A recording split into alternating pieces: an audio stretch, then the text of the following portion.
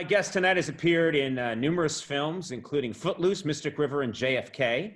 Now you can see him in the Showtime series City on a Hill. Thrilled he's joining us. Please welcome our friend Kevin Bacon. Kevin, how are you? I'm doing okay. How are you handling the quarantine situation? Are you finding that you are doing things now that you've never done before? Yeah, I definitely am finding that I'm doing things I've never done before. You know, I've done a certain amount of cleaning in my life, but the truth is that now we're in this situation where clearly we don't have anybody to, to help us with the cleaning. We clean all day long. Yeah. We do it dawn till dusk. The laundry, I literally just cleaned the toilets before I put on my jacket. It's Kevin, that's something we didn't need to know. We didn't need to know. Hey, no, I wash my hands within an inch of their life. Believe me. I love that on your to-do list it said 1, clean toilet, 2, talk to Conan. You gotta plan your days. You gotta plan your days, man. You're in this situation. I think I'm in this situation too, where if you go out in the world, people usually want a selfie.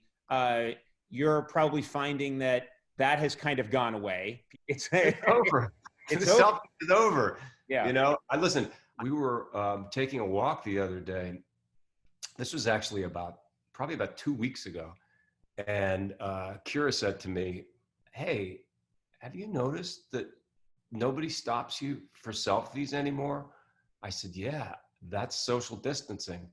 Yeah, no, but also I feel like even before all this happened in our other lives, I have the kind of face that says, he looks sad, I want to go take a picture with him to cheer him up.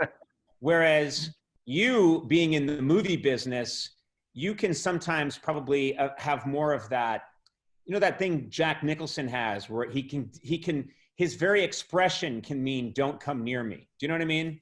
Which I've never mastered that. I don't have that. But do you have that? Are you able to do that sometimes?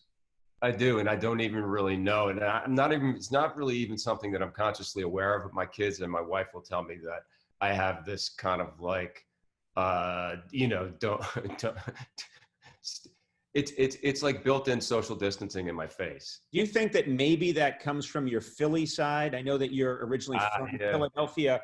Philly is tough, and sometimes you probably are able to access on a genetic level your Philly side of Kevin Bacon. I think that's true. Philly definitely has a kind of like don't mess with me sort of vibe, and certainly growing up, there were times when really not out of any kind of courage, but really out of terror, I would have to put that face on if I was walking around in the hopes that I was going to, stave off an attack. Hey, if it works for you, if you have a face that can defend you, good for you. I don't have that. Do you ever slip into a Philly accent when you're talking to people? Oh yeah. My friends will tell me, what just happened? How come you're talking like that? All of a sudden you're going like, what's going on with you? Yeah, I do. It's a weird accent because nobody really does it.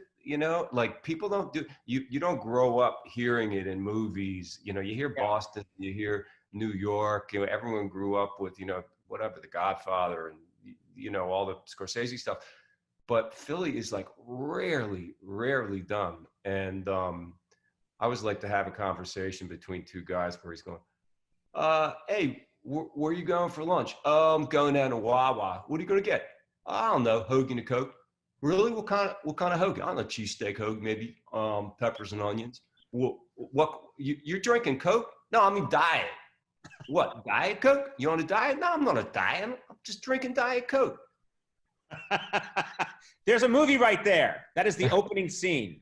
Whenever I hear a Boston accent in a movie, because I grew up in Boston, I'm shocked at how many times it sounds like a cartoon caricature of a Boston accent. Like The Perfect Storm.